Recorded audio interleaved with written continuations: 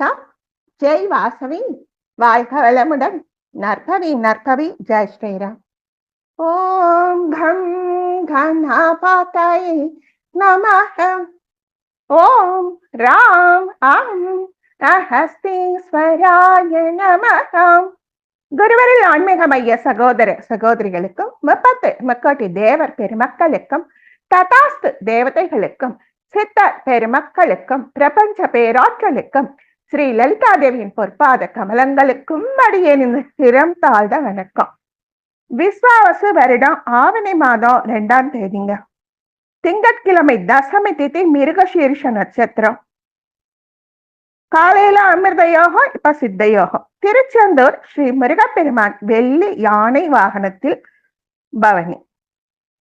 இரவு சுவாமி அம்பாள் தங்கமயில் வாகனத்தில் பவனி.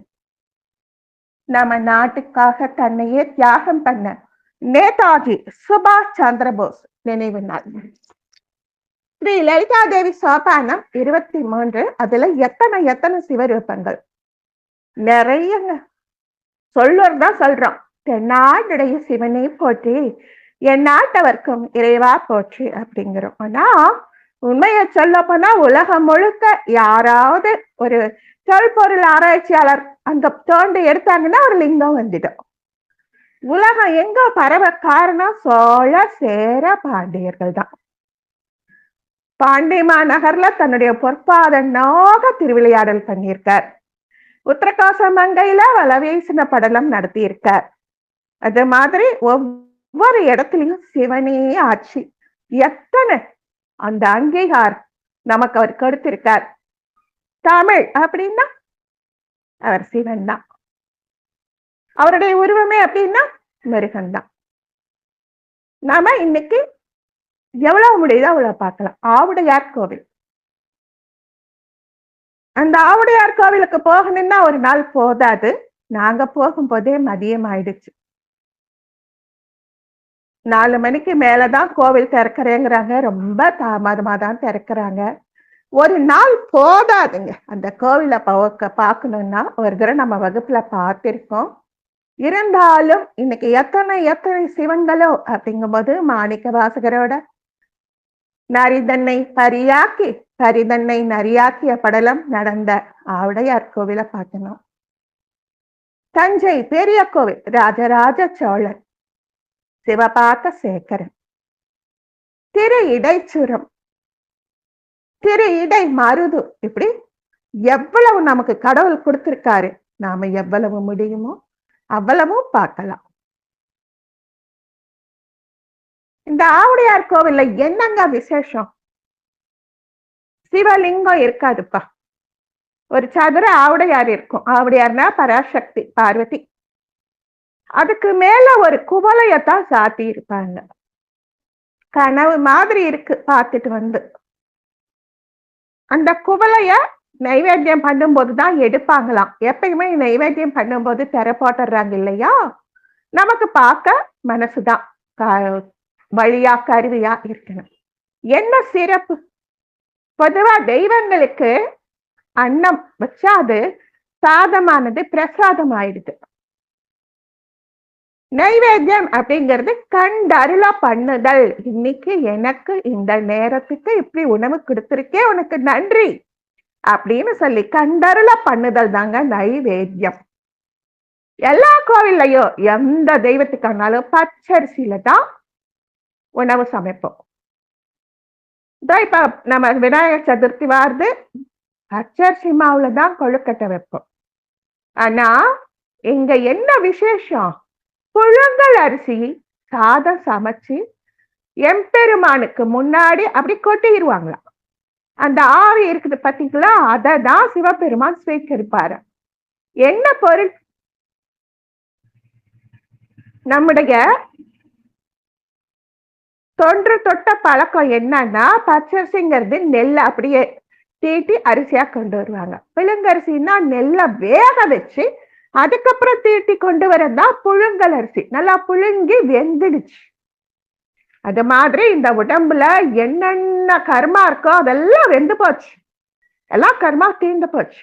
ஆவி மட்டும்தான் மிஞ்சி இருக்கு. இந்தா உனக்கு ஆவி, உனக்கு ஆவி கண்டறல பண்ணிட்டோம், இந்த ஆவியை ஸ்வீகாரம் பண்ணிக்கிட்டு இந்த ஆவியை ரட்சணை பண்ணிடு. இதுதாங்க ஆவுடையார் கோவில் தத்துவம். அந்த கோவிலுக்கே தனியா நம்ம ஒரு வகுப்பு எடுத்தோம்.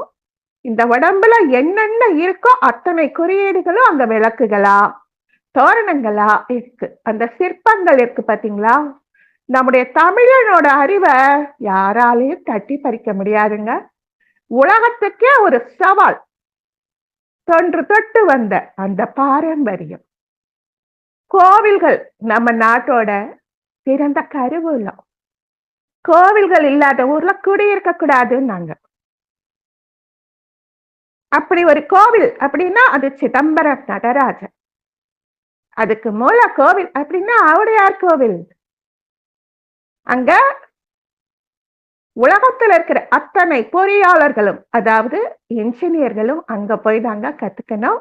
அவங்களுக்கே தெரியாத கட்டிட நுட்பங்கள் அங்க இருக்கு.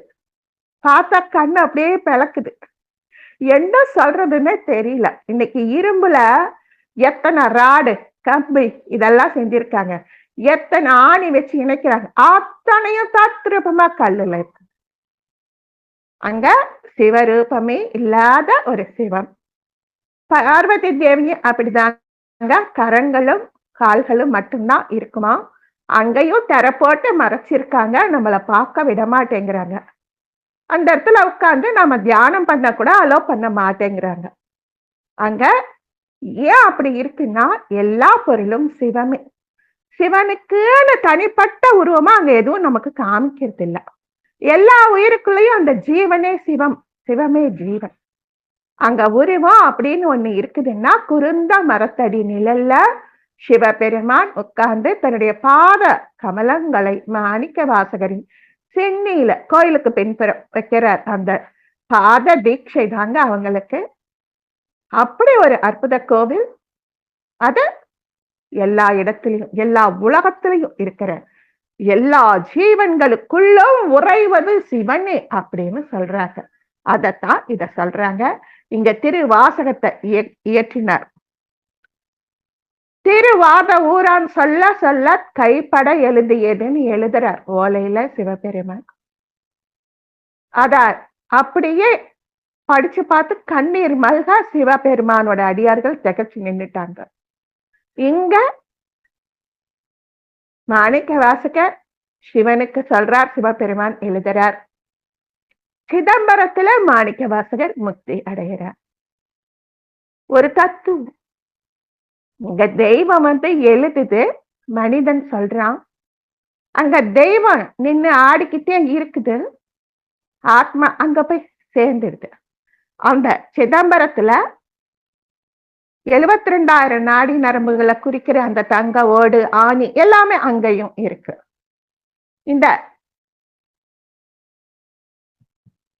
இந்த ஆத்மநாதர் கோவில்ல ஆவுடையார் வடிவில, ஆவுடைனா பார்வதி, கீழே இருக்கிற சதுர ஆவுடையோ வட்ட ஆவுடையோ அது ஆவுடை அப்படின்னாலே பார்வதி. என்ன பார்வதி தான் ஆவுட்டை அப்படின்னா நாம தான் ஆ, நம்முடைய ஆன்மாதான் ஆ.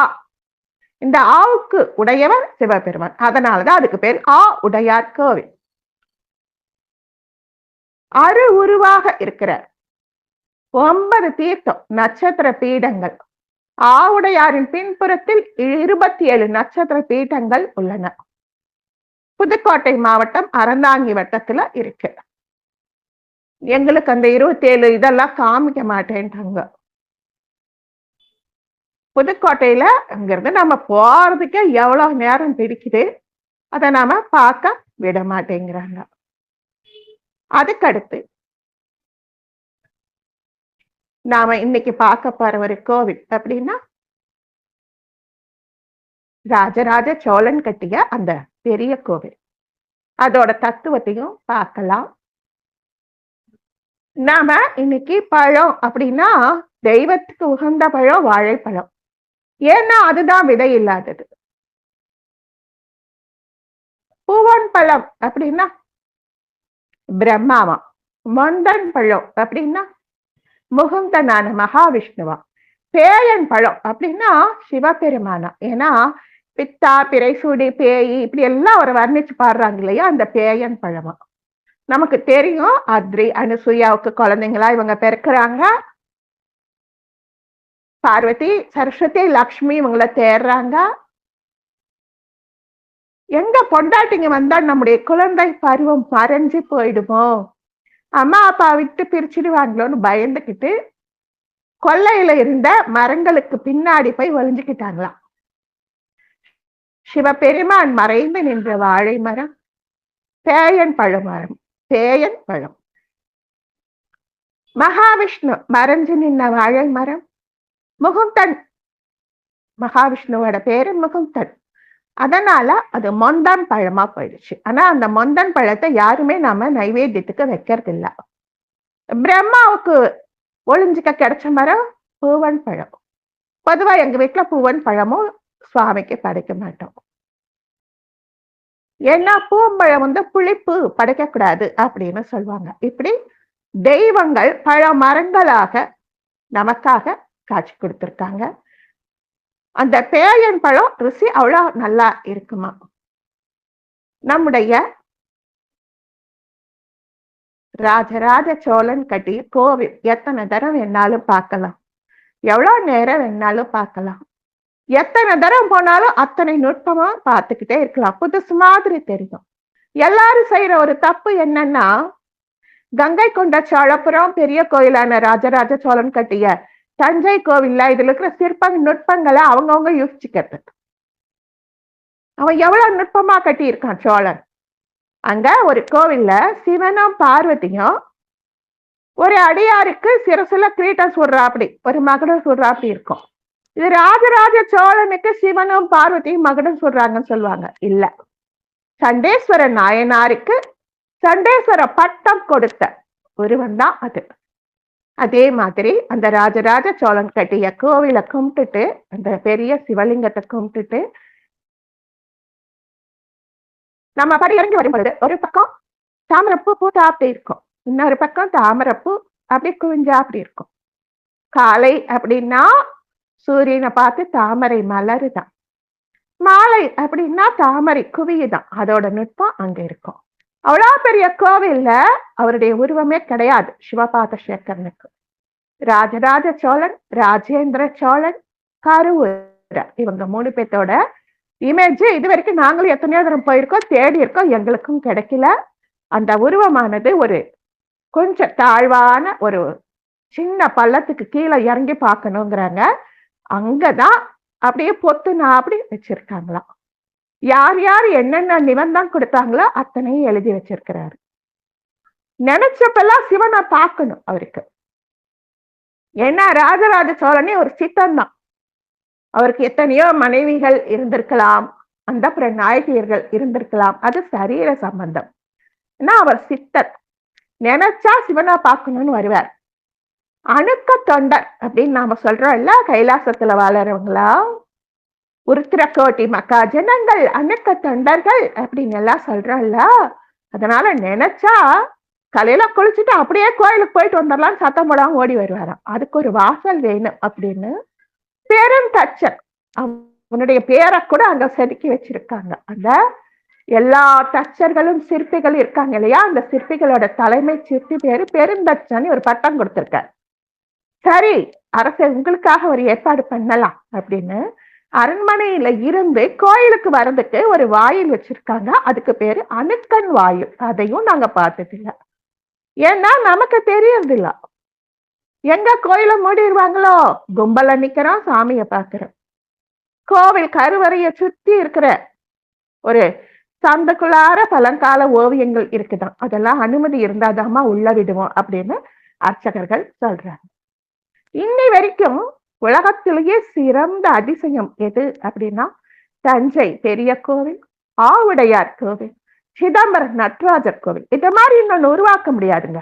அதுக்கு பேர் தாங்க அதிசயம். ஏன் அதிசயம்? ஒவ்வொன்றும் ஒவ்வொரு விதத்துல சிறப்பு. இப்ப மதுரை கோவிலை எடுத்துக்கிட்டோம்னா மேல இருந்து அப்படியே பூலோகத்துக்கு வந்தது, கதம்ப வனத்துல இறங்குனது, அஷ்டதிக் கஜங்கள் தாங்குது அப்படின்னு சொல்றோம். ஸ்ரீரங்கம் அப்படின்னா அந்த பொன்னாலான கோவில் அப்படியே ஆகாயத்திலிருந்து இறங்கி வந்தது. விபீஷணன் ஸ்ரீலங்காவுக்கு கொண்டு போகும் பொழுது வச்சுட்டு போயிட்டான், அதனால இருக்குது அப்படின்னு சொல்றோம். இந்த தஞ்சை பெரிய கோவில எல்லா சித்தர்களும் சேர்ந்து கட்டிருக்காங்க. இன்னைக்கு நம்ம உட்கார்ந்து பேசிட்டு இருக்கோம். இந்த வீட்டுக்கு கடக்கால 6 அடி 7 அடி இருக்கும். ஒரு 500-600 சதுரடி வீட்டுக்கே 5 அடி 7 அடி போடுறோம். எத்தனை ஏக்கரா அந்த கோவில், அதுக்கு 5 அடி அஸ்திவாரம். அதனாலதான் அதிசயம்னு சொல்றேன். ஏன் அப்படி அஸ்திவாரத்துல 5 அடி மட்டும் போட்டிருக்கான்? நாம எல்லாரும் வீடு கட்டினா பூமியில மட்டும்தான் அஸ்திவாரம் போடுவோம். சோழனுக்கு சித்தர்கள் வழிகாட்டினதுனால கோபுரத்தின் உச்சியிலையும் அஸ்திவாரம் போட்டிருக்கான். அதை எப்படின்னு பார்க்கலாமா? இந்த 5 அடி அஸ்திவாரம் இருக்குதுல்ல, அந்த அஸ்திவாரங்களாகட்டும், சுற்ற மதிச்சுவர் ஆகட்டும், கருவறை சுவர்கள் ஆகட்டும், நம்ம குழந்தைங்க விளையாடும் பாருங்க, நம்ம கிட்ஸ் வாங்கி கொடுப்போம். இப்ப எல்லாம் எப்படி இருக்கும் அந்த கிட் எனக்கு தெரியல. நம்ம பசங்களுக்கு நம்ம கிட் வாங்கி கொடுப்போம். ஒன்னொன்னு சேர்த்தா பஸ் மாதிரி, இது 2 வீலர் மாதிரி, வீடு மாதிரி அதை செட் பண்ணுவாங்க அந்த பசங்க. அந்த கிட்டு எப்படி போய் சேருதுன்னா, ஒரு பள்ளத்துல இன்னொரு நம்ம முறுக்காச்சு எப்படி சேருதா அப்படி இருக்கும் அந்த கிட்டு. இவர் என்ன பண்ணிருக்காருன்னா, ஒரு கல்லுக்கும் இன்னொரு கல்லுக்கும் வச்சு அடுக்கும் பொழுது நூல் அளவு இடைவெளி விட்டு விட்டு வச்சிருக்க. கட்டுமான பொருளை பூசிட்டு நூல் அளவு இடைவெளி விட்டு விட்டு விட்டு விட்டு எல்லா சுவரும் எல்லா கற்சுவரும் கட்டியிருக்க. கட்டிட்டு என்ன பண்ணி இருக்க, கோபுரத்துல பாரத்தை வச்ச. தஞ்சை பெரிய கோவிலின் பெரிய கருவறை கோவிலின் இந்த கோபுரம், நிழல் சாயா கோபுரம், எவ்வளவு பெரிய கோபுரம், அழகி கொடுத்த கல்லு 216 அடியாங்க. இன்னைக்கு மீட்டர் கணக்குல பார்த்தா 66 மீட்டர். ஒரே கல்லால் ஆன விமானம் இல்ல, 8ஆ பிரிச்சுதான் கட்டி இருக்கு அப்படின்னு சில பேரும் சொல்றாங்க. கோபுரத்தில் உள்ள உச்சியில இருக்கிற கலசம் ஒரே கல்லுல ஆனது. 80 டன் எடை அந்த கலசம் மட்டுமே. அந்த சுத்தியும் இதழாக பிரியுது பாத்தீங்களா, அந்த 6 இதழோ 8 இதழோ கொண்ட அந்த கூம்பு ஒவ்வொன்றும் 80 டன். ஒரு சதுர பலகை அங்க சாரப்பள்ளம் அப்படிங்கிற இடத்துல இருந்து சாரம் போட்டு அந்த கோபுரத்துக்காக யானைகள் வழியாக கற்களை கொண்டு வந்து அந்த கோபுரத்தை கட்டினாங்க. அது எவ்வளவு பெரிய சவாலா இருந்திருக்கும். அவங்களுக்கு பசி தாகம் ஒண்ணும் இருக்காது. அப்படி வேலை செஞ்சவங்களுக்கு அந்த ஊர்ல ஒரு மோர் விற்கிற பாட்டி தினமும் எல்லா வேலையும் முடிச்சுட்டு பானை நிறைய மோர் எடுத்துட்டு வந்து இந்தா இந்தா இந்தான்னு எல்லாருக்கும் இலவசமா கொடுக்குமா. இந்த ஊர்ல இருக்கிறவங்க அத்தனை பேரும் என்னென்னமோ நிபந்தம் கொடுக்குறாங்க. என்னால முடிஞ்சது இந்த நீர் கொடுக்குறேன், இந்த நீர் மோர் கொடுக்குறேன் அப்படின்னாங்களா. அந்த பாட்டி பேரு அழகி. சாரப்பழத்துல ஏற்றி எல்லாம் வச்சாச்சு, சாரம் கட்டியாச்சு. அந்த கோபுரத்துக்கும் அந்த கூம்புக்கும் கலசத்துக்கு இடையில எந்த கல்ல கொண்டாந்து வச்சாலும் நிக்க மாட்டேங்குது. என்னென்னமா பண்ணி பாக்குறாங்க. ஒன்னா பெருசா இருக்க, இல்ல பொருந்த மாட்டேங்குது, இல்ல சிறுசா இருக்கு. அப்ப அந்த அழகிங்கிற கிழவி சொல்றாளாம், என் வீட்டு வாசல்ல ஒரு கல்லு ரொம்ப நாளா கிடக்குது, இப்படிதான் சச்சதரமா கிடக்குது, வேணா வந்து பாருங்களேன். இலவசமாக மோர் கொடுத்ததல்லாமல் அந்த பாட்டி வைரத்தை விட உயர்ந்ததான எம்பெருமான் சிவனாருக்கு நிழல் தரக்கூடிய ஒரு சதுர பலகையும் கொடுத்திருக்காங்க. அந்த பலகையோட பாரம் 80 டன். கோபுரத்தோட உச்சியில அஸ்திவாரம். இதுதான் நாம இன்னைக்கு எடுத்துக்கிட்டது. அது மட்டும் இல்லாம கருவறை கோபுரம், பிரதான கோபுரம் இப்படி வரிசையா பார்த்துட்டு வரும் பொழுது நாம அந்த சிற்ப நுணுக்கங்களை கவனிக்க தவறிடுறோம். எத்தனையோ வாட்டி போயிருக்கோம், கவனிக்கல. உண்மையை ஒத்துக்கணும். அந்த கைலாசத்தை அந்த கோபுர உச்சியில அவங்க கொண்டாந்துருக்கானாங்க. நாம எத்தனையோ சிவன் கோயில போயிட்டு வரோமே தவிர சரியா பார்க்க மாட்டேமேங்கிற மனசு கிடந்து அடிச்சுக்குது. ஒரு கைலாச தோற்றத்தை அந்த கோபுரத்தின் உச்சியில அவர் வச்சிருக்கார். ஏன்னா அது கைலாசம். சிவபாத சேகரன் அடிக்கடி கைலாசத்துக்கு உடம்போடியா போயிட்டு வந்தார் அப்படின்னு சொல்றாங்க. அதுக்கு கருவூராரும் காக்க புஜண்டரும் துணை போனாங்க அப்படின்னு சொல்றாங்க. இந்த பெரிய கோவில் தஞ்சை பெருவுடையார் கோவில ராஜராஜ சோழனின் 19வது ஆட்சி ஆண்டில் துவக்கப்பட்டு 25வது ஆட்சி ஆண்டில் முடிவுற்றது. கிட்டத்தட்ட 6-7 வருஷம் கட்டியிருக்கார். எல்லாத்துக்குமே அவனுக்கு அந்த ராஜாவுக்கு கடவுள் உதவி பண்ணியிருக்காரு. அந்த கோவில்ல ஒரு அங்குலம் பாக்கி இல்லாம கொட்டி கிடக்குது. அவ்வளவு அதிசயங்கள் கொட்டி கிடக்குது. இத பார்த்து அவருடைய மகன் ராஜேந்திர சோழன் கடாரம் கொண்டார். அவர் கங்கை கொண்ட சோழபுரத்துல கோவில கட்டியிருக்கார். இந்த ராஜராஜ சோழன் கட்டின கோவில் பேருடையார் கோவில், பெரிய சிவலிங்கம். ஆனா அவர் ஒரு நுட்பம் பண்ணியிருக்கார். எல்லா கோயிலுக்கும் நந்தி எம்பெருமான் 5 இருக்கும். நந்தி எம்பெருமான் 5 இருப்பார். கருவறைக்கு முன்னாடி இருக்கிறது ஆத்ம நந்தி, வாசல் இருக்கிறது வாகன நந்தி, விஷ்ணு நந்தி, இப்படி 5 நந்தி வச்சிருப்பாங்க. அவர் காலத்துல அவர் கட்டின நந்தி எப்படி இருந்ததாம், அந்த சிவலிங்க பானத்துக்கு சற்றும் பொருந்தாமல் சின்னதா வச்சாரு. எல்லாருக்கும் ரொம்ப ஆச்சரியம், எதனால இப்படி வச்சிருக்காங்க அப்படின்ட்டு. நந்தி எம்பெருமான் தன்னுடைய மூச்சு காத்துனாலதான் சிவபெருமானை ஆற்றுப்படுத்துவார். இவ்வளவு பெரிய சிவலிங்கத்தை இவ்வளவு சின்ன நந்தியோட சுவாசம் எப்படி சீர்படுத்தும் யோசிச்சாங்களாம். அப்புறம் தான் தெரிஞ்சதான் நுட்பம். தினமும் சூரிய பிரான் சிவபெருமான வணங்கிட்டு போகிறதுக்காக தான் அந்த நந்தியை சின்னதா வச்சாராம். அதுக்கப்புறம் நாயக்கர்கள் காலம் வந்தப்போ அந்த நந்தியை எடுத்துட்டு இப்ப பெரிய நந்தியா வச்சிருக்காங்க. நாம போய் அந்த நந்தியை தொட்டு பார்த்து அதிசயப்படுறோம். இப்ப அந்த ராஜராஜ சோழன் வச்ச நந்தி அதே கோவிலே ஒரு பக்கமா கிடக்குதான். அவர் எவ்வளவு அழகா செஞ்சிருக்காங்க, இவ்வளவு புத்தியோட செஞ்சிருக்காங்க. பின்னாடி வந்தவங்க அத யோசிக்கல. காஞ்சியில நான் ஒரு தடவை சொல்லியிருக்கேன், அந்த கோயிலுக்கு நாங்க 2 தடவை போயிட்டு வர பாக்கியம் கிடைச்சிருக்கு அப்படின்னு சொல்லறோம். ராஜசிம்ம பல்லவனால் கட்டப்பட்ட கைலாயநாதர் கோவில் தான் ராஜராஜ சோழனை மிகவும் கவர்ந்தது.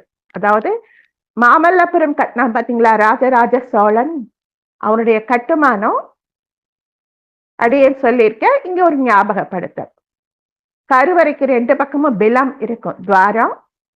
உள்ள படுத்துக்கிட்டே போயிட்டு கீழே இறங்கி கருவறையை சுத்தி நடந்து தவழ்ந்து உள்ள போறோம், கீழே இறங்கி நடக்கிறோம், படுத்துக்கிட்டே வெளியே வரும். தாயின் கருவறைக்குள் ஒரு கருவானது உட்புகும் பொழுது அந்த கரு முட்டையில தொலைச்சுக்கிட்டு உள்ள போகிறா. அப்படியே தவழ்ந்து போறோமா, கீழே இறங்கி நடக்கிறோம், கருவறையை சுத்தி இறங்கி நடக்கிறோம். பள்ளத்துல நடக்கிறோங்க, கருவறையை விட அது பள்ளமா இருக்கு.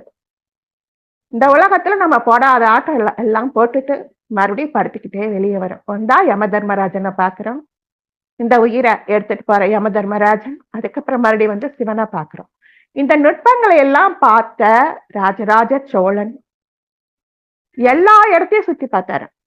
நம்முடைய திருப்பட்டூர் கோவில், காஞ்சிபுரம் கைலாசநாதர் கோவில், அப்புறம் இன்னும் ஒரு கோவில சொல்லுவாங்க. இந்த 3 கோயிலையும் பார்த்துட்டு இதை விட சிறப்பாக இருக்கணும் அப்படின்னு அவர் கட்டினதுதான் தஞ்சை பெரிய கோவில்.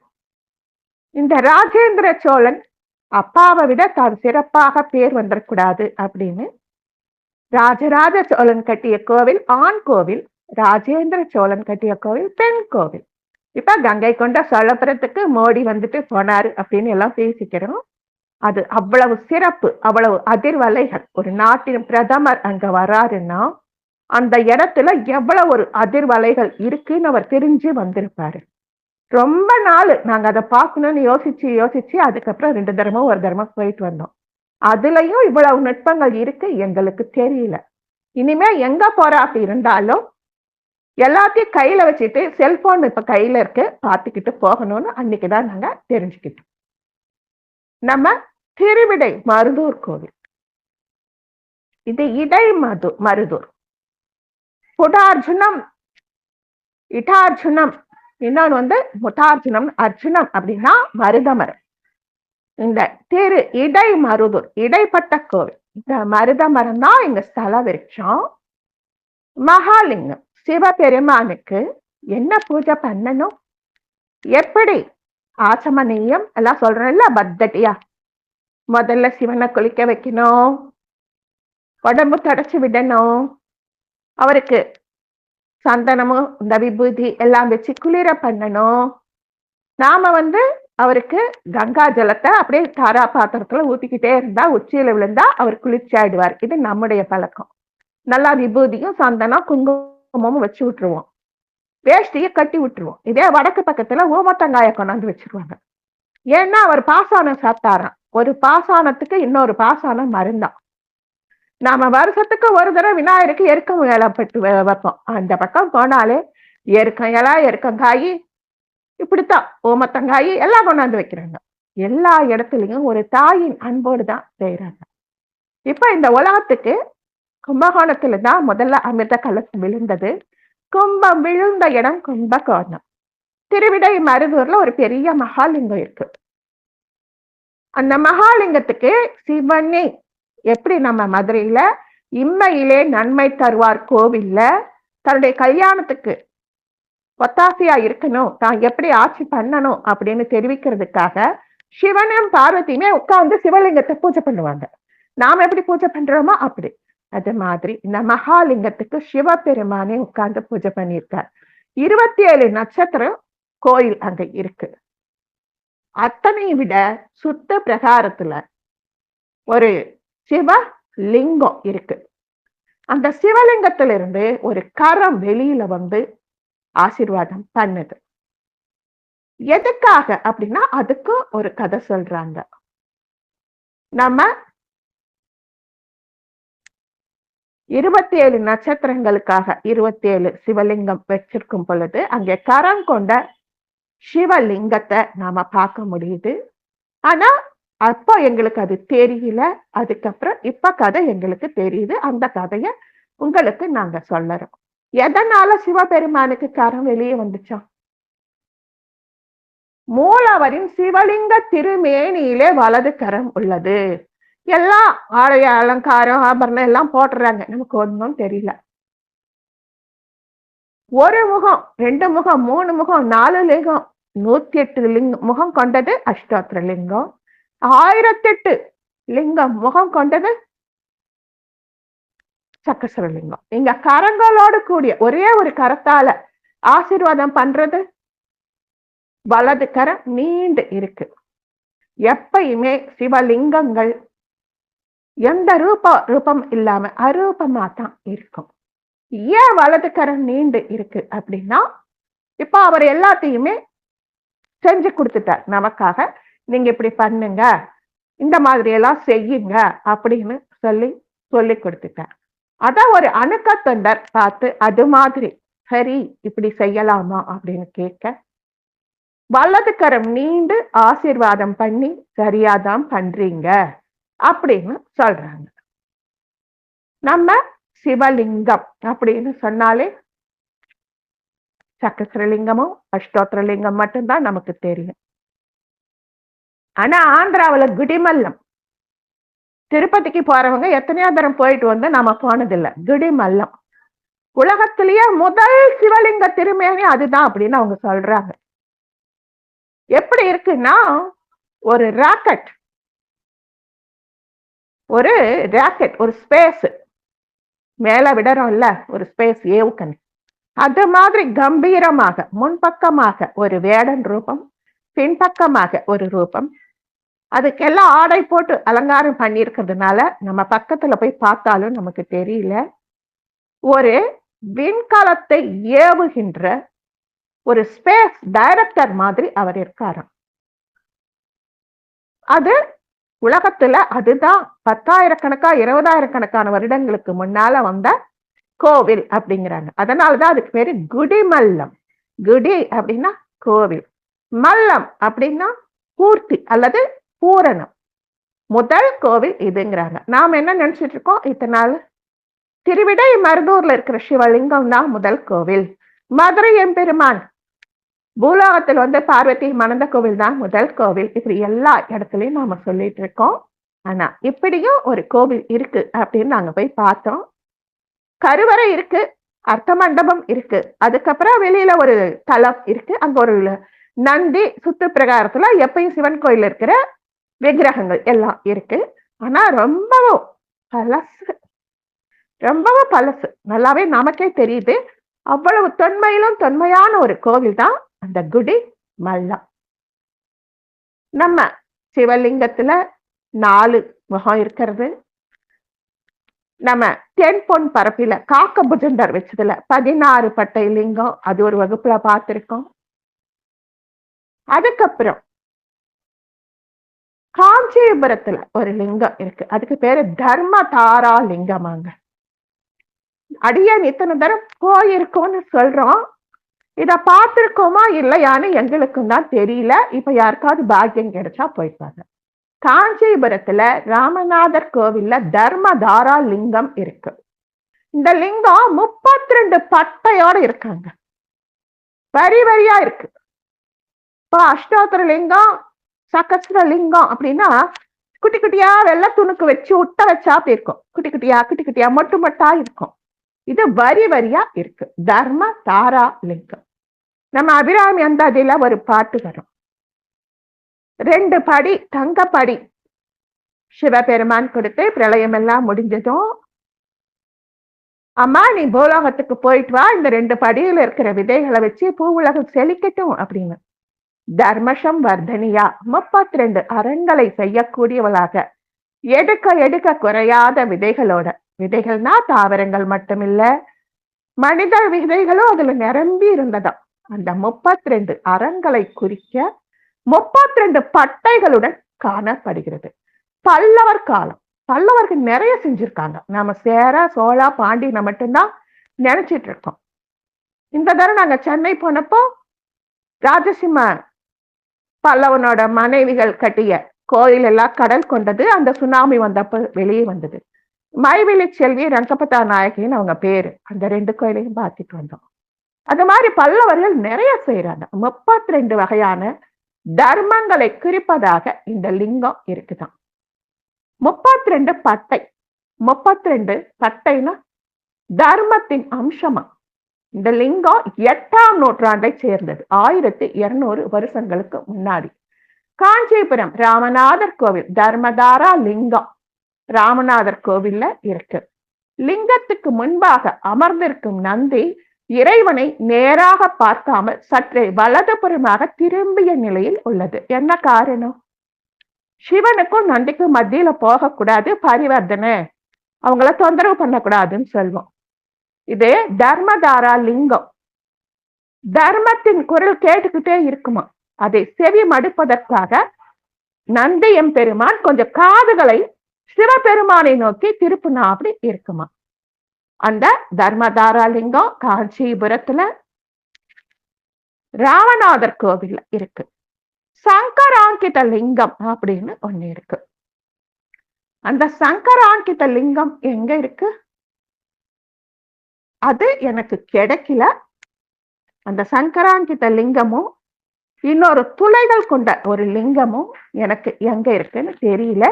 ஆனா இன்னைக்கு நான் இமேஜ மட்டும் கொடுத்திருக்கேன்.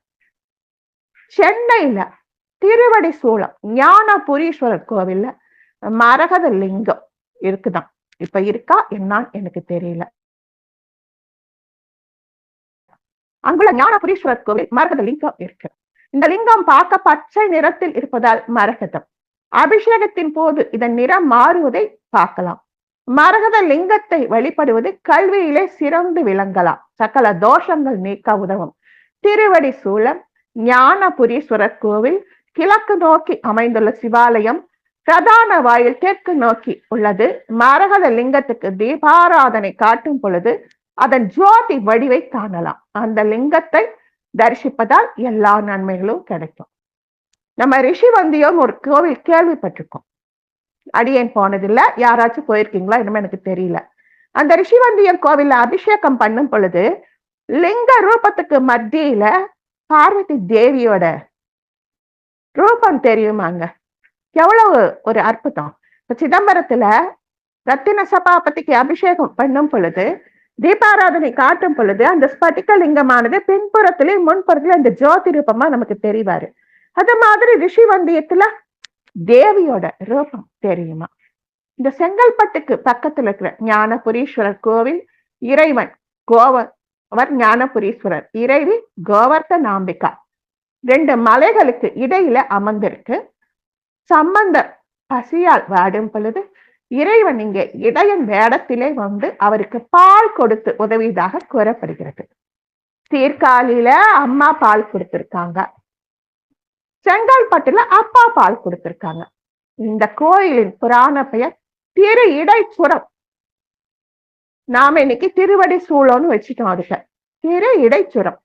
கௌதம மகர்ஷியும் சனகர், சனந்தனர், ஜாதகர், சனத்குமாரர் எல்லாரும் இங்க வந்து வழிபட்டாங்களாம். இறைவன் இங்க லிங்கமாக இருக்கும் பொழுது அம்பிகை பசு வடிவில வந்து பாலால் அபிஷேகம் பண்ணி கும்பிட்டாங்களாம் பார்வதி. அதனால பாலை அபிஷேகித்து வணங்கியதால் ஞானபுரீஸ்வரர் என்று இருக்கும் இறைவனுக்கு அபிஷேகம் செய்ததால் அம்பிகைக்கு கோவர்தனாம்பிகை, கோ அப்படின்னா பசு, கோவர்தனாம்பிகா அப்படின்னு கூப்பிடுறாங்களாம். நம்ம பெருமாளை கோவர்தனா அப்படின்னு கூப்பிடுவோம், இவங்கள கோவர்தனாம்பிகை அப்படின்னு கூப்பிடுறாங்க. திருவடி சூலம் கிராமத்துல குன்றுகளுக்கு மத்தியில செங்கல்பட்டில் இருந்து 9 கிலோமீட்டர் உள்ள தேவார பாடல் பெற்ற இந்த தலம். இதுக்கு திருவடி சூலத்துல போயிருக்கோம் நாங்களும், ஆனா இந்த விசேஷம் எங்களுக்கு தெரியல. நிறைய பைரவர்களை பார்த்திருக்கோம், பால சரஸ்வதிய பார்த்திருக்கோம். அதுக்கப்புறம் அங்க பைரவர்களை, நிறைய பைரவர்கள், அஷ்டகால பைரவர்களையும் பார்த்தோம். நம்ம ஒரு காலத்துல ஒரு புராண கதை இங்க வருது. அதுக்கு பேரு ஹரிஹரா கோவில். குகாசுரன் அப்படிங்கிற ஒரு அசுரன் ரொம்ப அட்டகாசம் பண்ணிட்டு இருந்திருக்கான். அவனை அடக்கிறதுக்காக தேவர்கள் எல்லாம் சேர்ந்து வந்திருக்காங்க. ஹரி அல்லது விஷ்ணு, இவங்க அதாவது ஹரின்னு சொல்லக்கூடிய விஷ்ணு அல்லது சிவன் 2 பேரும் தனித்தனியா வந்தா என்ன கொல்லக்கூடாது. அவன் தவம் பண்ணி பிரம்மாவை கேட்கிறான். ஹரியும் ஹரனும் சேர்ந்து வந்துதான் என்ன கொல்லணும் அப்படின்னு வரம் கேட்க, அதனால ஹரியும் ஹரனும் இணைந்து வந்து ஹரிஹரன், இன்னைக்கு நாம சொல்றோம் இல்ல, சிவனும் ஹரியும் சிவனும் ஒண்ணு, அறியாத வாயில மண்ணு. அந்த ஹரிஹர அவதாரம் எடுத்தது கூடலூர் அருகில துங்கபத்ரா, ஹரித்ரா அப்படிங்கிற நதிகளின் சங்கமத்தில தான் அந்த அவதாரம் எடுத்தாங்களாம்.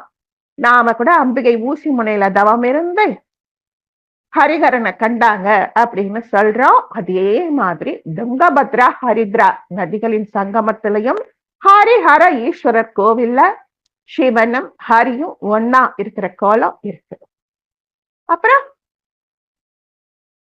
சிதம்பரத்துல எப்ப பார்த்தாலும் நடனம் ஆடிக்கிட்டே இருக்கிறார். பாவம், கால் வலிக்கும். அதனாலதான் பாண்டிய நாட்டுல கொஞ்சம் காலை மாத்தி வச்சுக்கோ அப்படின்னு பாண்டிய ராஜா கேட்க, ரஜத சபைன்னு சொல்லக்கூடிய வெள்ளி அம்பலத்துல வலது பாதத்தை தூக்கி ஆடினார். ஆனாலும் ஒரு பாண்டிய நாட்டு மன்னனுக்கு இருக்கிறது ஒரு சோழ மன்னனுக்கு இருக்காதா? அவர் அதனால என்ன பண்ணாரா, சிதம்பரனுக்கு எப்ப பார்த்தாலும் நடனம் ஆடிக்கிட்டே இருக்கீங்க, கொஞ்சமாவது ஓய்வா இருங்க அப்படின்னு ஒரு நாளை ஏற்பாடு பண்ணி எல்லாமே அந்த நடராஜருடைய சர்வாங்கங்களும் அபிஷேகம் குளிர குளிர பண்ணி பட்டாடை உடுத்தி மேல ஒரு அங்க வஸ்திரத்தையும் போட்டு முகம் மட்டும் தெரியும்படி போட்டிருக்கார். அந்த ரூபமும் இன்னைக்கு நமக்கு கிடைச்சிருக்கு. அதுக்கப்புறம் இன்னொரு கோவில். இந்த கோவில்ல என்ன விசேஷம்? 4 முகம் கொண்ட லிங்கம். இந்த கோயிலை பத்திய விவரம் இன்னும் வேணும், அதையும் தர. இன்னைக்கு அந்த கோயிலோட பேர் மட்டும் சொல்லிடலாம். ஒளிமதி வஜ்ரபுரீஸ்வரர் கோவில், திருவாரூர் மாவட்டம். அதோட ரூபங்கள் இன்னும் எனக்கு சரியா கிடைக்கல.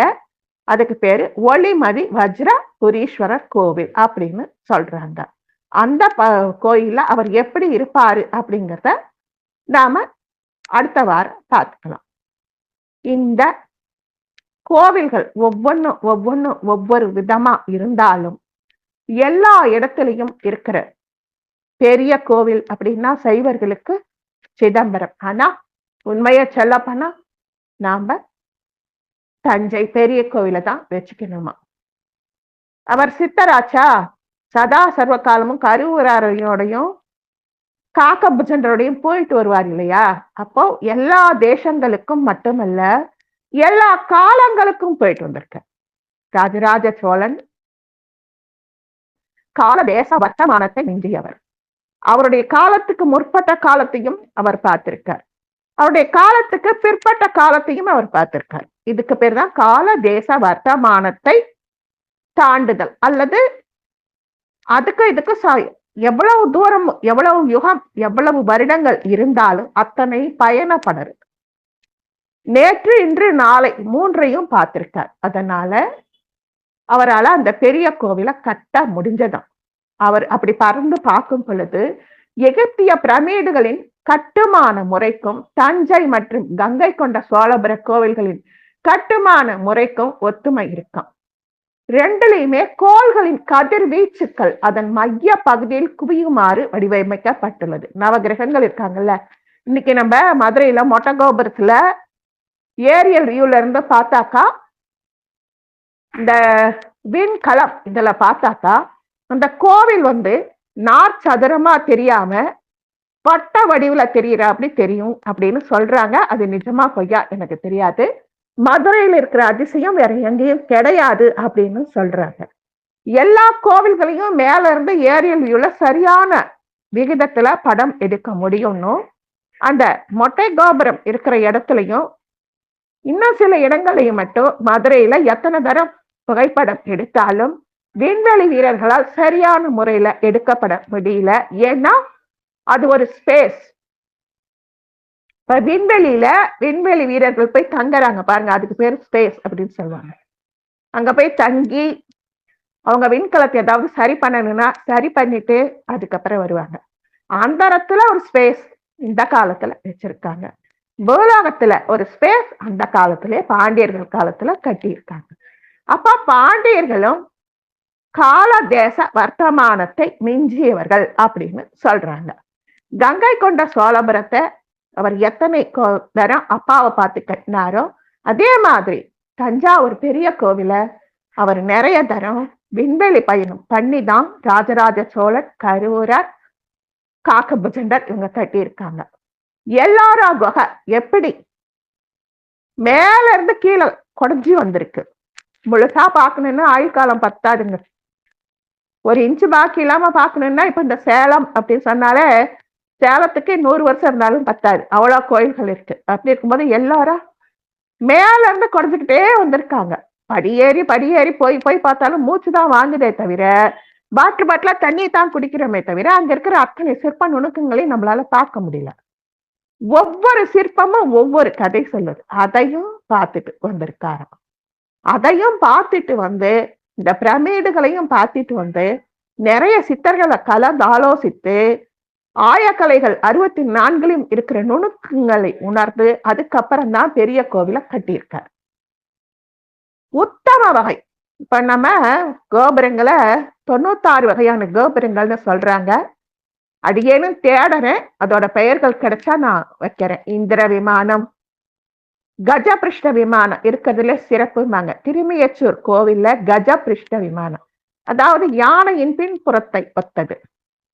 கங்கை கொண்ட சோழபுரம் பெண், ராஜராஜ சோழீஸ்வரம் ஆண். அந்த மாதிரி ஒவ்வொரு கோபுரத்தையும் ஒவ்வொன்னா சொல்லுவாங்க.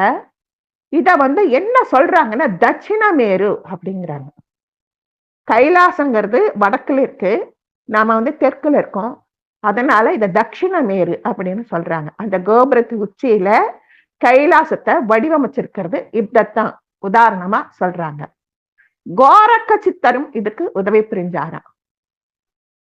99 சதுர அடி தளத்தின் மீது அமைந்தது.